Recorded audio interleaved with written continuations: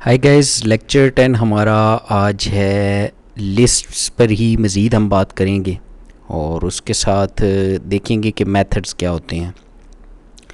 तो सबसे पहले यहाँ पर देखिए, यहाँ पर इस जगह पर देखिए, ये कुछ वेरिएबल्स हैं और इनमें मैंने कुछ स्ट्रिंग्स असाइन करवाई हुई हैं। ठीक है, कुछ नेम्स हैं और फॉर एग्ज़ाम्पल ये 6 नेम्स हों तो इनके लिए मुझे ये 6 वेरिएबल्स चाहिए जिनमें मैं इनको स्टोर करवाऊँ। अब ये तो है सिंपल असाइनमेंट ना। और अगर मैं ये करूँ कि इसको यूज़र पर छोड़ दूँ, ठीक है, तो ये बेसिकली कैट्स के नेम्स थे, बिल्लियों के नाम। तो वो इन वेरिएबल्स में स्टोर करवाए थे। अब अगर फॉर एग्ज़ाम्पल मैं ये चाहता हूँ कि ये तो मैंने मैन्युअली असाइन किए ना, कि यूज़र ख़ुद इनपुट करे, तो उसके लिए कोड कैसा होगा उसको देखिए। यहाँ पर ये देखिए, जैसे enter the name of cat one और नीचे कैट नेम वन, इसी तरह का वेरिएबल है लेकिन उसमें मैंने इनपुट का फंक्शन यूज़ कर लिया। इसी तरह बाकी भी सारी कैट 6 तक इनपुट का यूज़ कर लिया है और यहाँ पर मैंने प्रिंट का फंक्शन यूज़ किया, cat name one, cat name 2, 3, 4 and so on. अब इसकी आउटपुट किस तरह की आएगी वो मैं आपको प्रैक्टिकली पाइथन में दिखाता हूँ।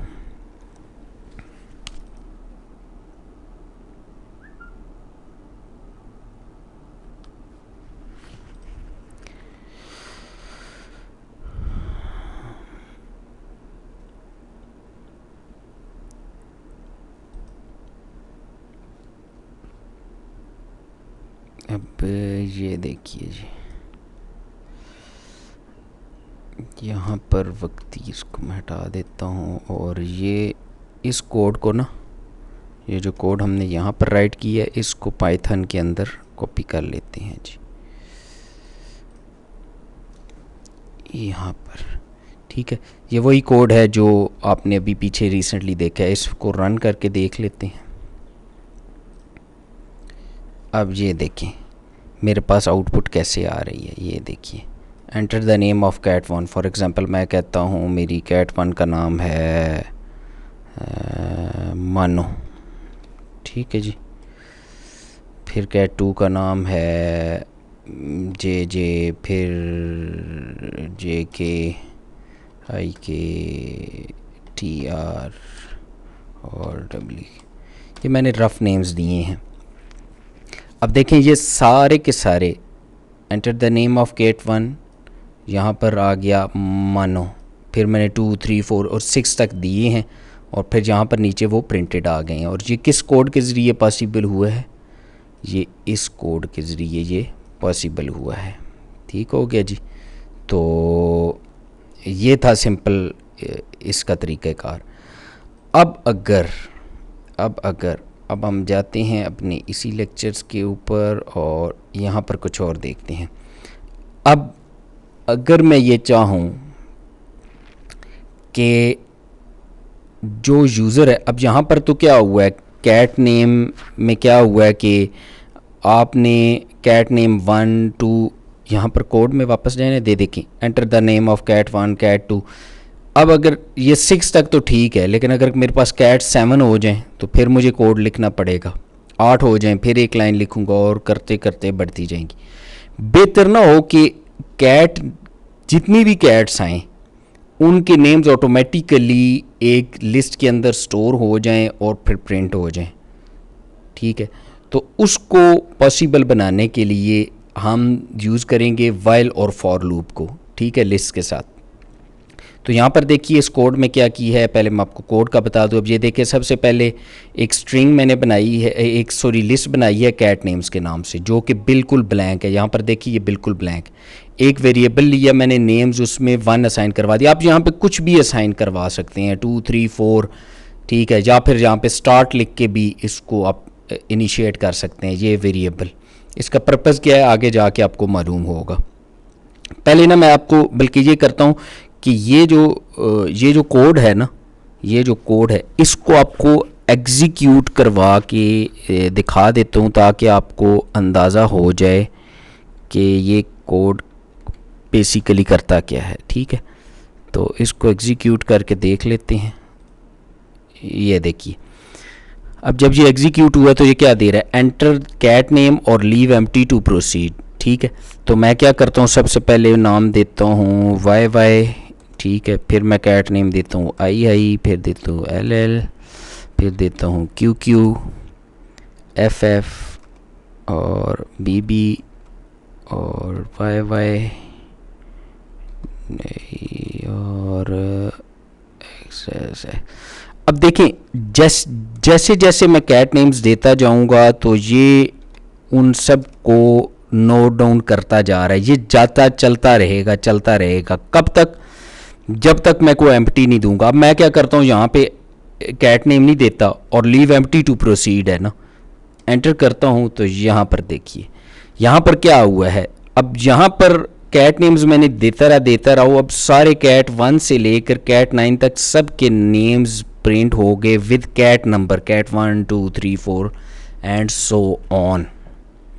तो ये प्रोसेस क्या हुआ, ये सारे का सारा प्रोसेस ऑटोमेटिकली परफॉर्म हो गया है, बजाय इसके कि हम मैन्युअली परफॉर्म करते। अब इसको थोड़ा सा कोड यहाँ पर मैं आपको डिटेल से बताता हूँ। ये वही कोड है जो आपने अभी पीछे देखा है, जिसकी एग्जीक्यूशन आपने देखी है। तो इसमें हो क्या रहा है, इसमें हो ये रहा है कि सबसे पहले मैंने क्या किया, while names is not equal to empty. Empty समझ आ गई ना, कि अगर ये नेम्स का जो वेरिएबल है अगर ये एम्प्टी ना हो, अब इसमें मैंने वाइन असाइन किया हुआ है तो एम्प्टी नहीं है, ये कंडीशन क्या हो जाएगी, ट्रू। और ये जंप करके, मैं यहाँ पर पेन ले लूँ ना तो आपको पसंद, ये यहाँ से जंप करके कहाँ पर आ जाएगा, यहाँ पर इस पे आ जाएगा। इसमें क्या मैंने किया, प्रिंट एंटर कैट नेम और लीव एम्प्टी टू प्रोसीड। ठीक है, कि कैट नेम एंटर करें वो जो आपने आउटपुट में देखा, और लीव एम्प्टी, तो ये आ जाएगी। फिर मैंने क्या किया, उसी नेम्स के वेरिएबल में मैंने क्या कर दी है, इनपुट कर दी है। यानी अब क्या होगा, ओवरराइट हो जाएगा ये वेरिएबल। किससे, अब फॉर एग्जांपल मैं कैट नेम एंटर कर किया मैंने मानो। ठीक है, कैट नेम एंटर किया मैंने मानो। ठीक है, तो नेम्स में क्या आ जाएगा, मानो। अब यहाँ पर नीचे आएगा, नीचे आकर क्या है, ये कैट नेम्स की लिस्ट है जो कि एम्प्टी है, ये कॉन्कैटिनेट हो रही है। ये प्लस से क्या होती है, कॉन्कैटिनेशन, किससे, नेम्स के साथ। अब ये नेम्स का वेरिएबल है, इसके गिर्द गिर्द मैंने ये लिस्ट वाला निशान इसलिए डाला है कि लिस्ट जो है वो लिस्ट के साथ कॉन्कैटिनेट हो सकती है, स्ट्रिंग के साथ नहीं हो सकती। और फॉर एग्जांपल अगर मैं ये ब्रेसेस ये और ये ब्रेस ना लगाऊं और नेम्स लिखूं तो ये मुझे एरर देगा, क्योंकि जो आपकी लिस्ट है वो लिस्ट के साथ कॉन्कैटिनेट होगी, वो इसके साथ आपकी कॉन्कैटिनेट स्ट्रिंग के साथ कॉन्कैटिनेट नहीं होगी। ये रूल ऑफ थंब है, ये याद कर लीजिए, ये ज़रूरी है आपके लिए। क्लियर हुई। अब नेक्स्ट चीज़, नेक्स्ट आ जाते हैं अब जी। अब ये कब तक ये इनपुट लेता रहेगा जब तक नेम्स में एम्प्टी नहीं होता। यानी जो ही आपने एम्प्टी एंटर दबाएंगे तो एम्प्टी हो जाएगा ना, तो ये कंडीशन ट्रू हो जाएगी वाइल लूप की, और ये यहाँ से जंप करके यहाँ पर आ जाएगा। और यहाँ पर फिर क्या किया मैंने, एक सिंपल वेरिएबल v लिया है, उस वेरिएबल में मैंने क्या किया, इस स्ट्रिंग की लेंथ जो है ना वो असाइन करवा दी है। len से क्या आती है, उसकी लेंथ। फॉर एग्जांपल अब मैंने 3 कैट्स के नाम मानो, जानो और टानो, ठीक है ना, ये 3 नेम्स हैं। अगर मैं ये स्टोर करवाऊँ टानो, ये 3 नेम्स हैं, 0 1 और 2 की लोकेशंस पर ये स्टोर होंगे। और जब ये स्टोर होंगे तो क्या होगा, टोटल इनकी लेंथ कितनी बनेगी, 3। तो यहाँ पे v में क्या आ गया, 3। अब जब ये नीचे लूप में देखिए, for i in range v, ठीक है, i इन रेंज v का मतलब क्या होगा, इन रेंज 3, यानी 3 से पहले पहले तक वो इसको प्रोसीड करेगा। अब नीचे आइए, इफ कैट नेम्स, आगे स्ट्रिंग मैंने i दे दिया is not equal to empty. ठीक है, अब कैट नेम में जब अब ये पहले एग्जीक्यूट होगा तो यहाँ पे क्या आ जाएगा, कैट नेम्स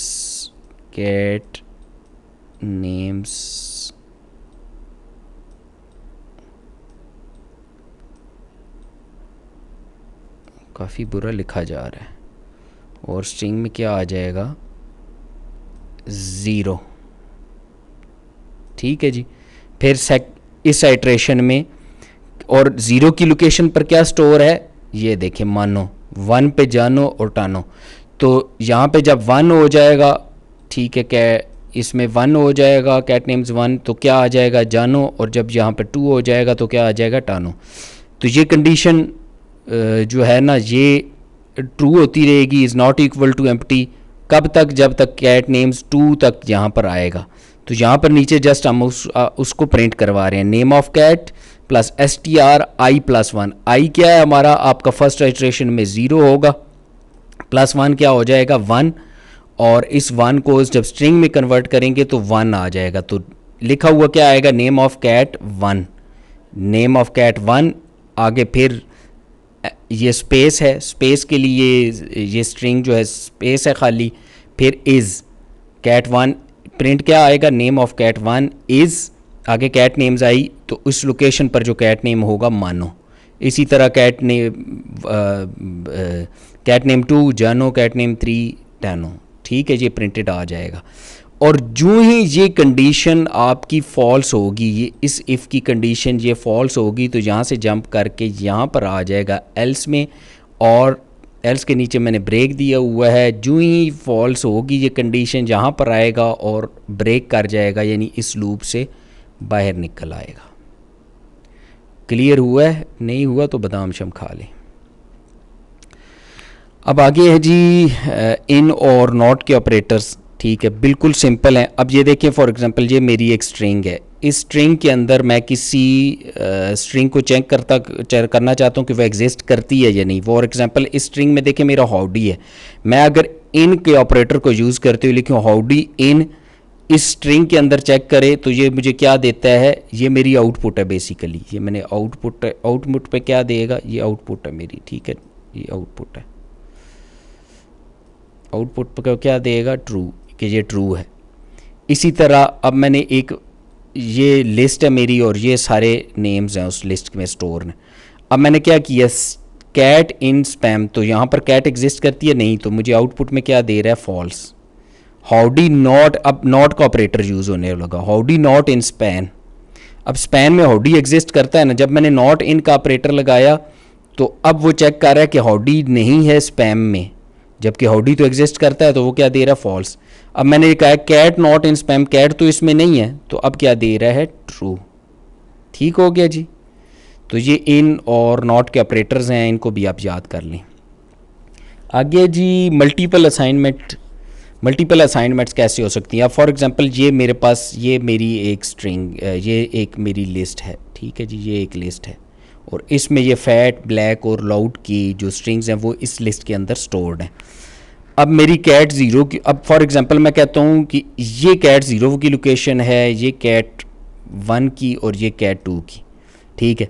अब मैं ये साइज़ के वेरिएबल में कैट 0 स्टोर करवाता हूँ, कलर में कैट 1 और डिस्पोजिशन में कैट 2, तो क्या होगा, कैट 0 में फैट, तो साइज़ में आपके क्या आ जाएगा, फैट, कलर में क्या आ जाएगा, ब्लैक, और डिस्पोजिशन में क्या आ जाएगा, लाउड। उसके बजाय आप एक सिंपल इसको इस तरीके से भी लिख सकते हैं, ये देखिए, इसे कहते हैं मल्टीपल असाइनमेंट, ठीक है। Size, colour, disposition is equal to cat, तो ये सारी की सारी ऑटोमेटिकली यही काम होगा जो आपका यहाँ पर हुआ है। ये जो आपने 3 स्टेटमेंट लिखी हैं, इनके बजाय ये एक आप सिंगल लिख देंगे तो आपका काम बन जाएगा। यहाँ पे मैंने नोट पे लिखा हुआ है साइज शुड बी सेम। अब फॉर एग्जांपल यहाँ पे आप एक और असाइनमेंट करवा दें, कोई ए का वेरिएबल लिख के, वो भी इसके साथ यहाँ पे इस जगह पे असाइन करवाएं, इज इक्वल टू कैट लिखेंगे तो ये फिर आपको एरर दे देगा,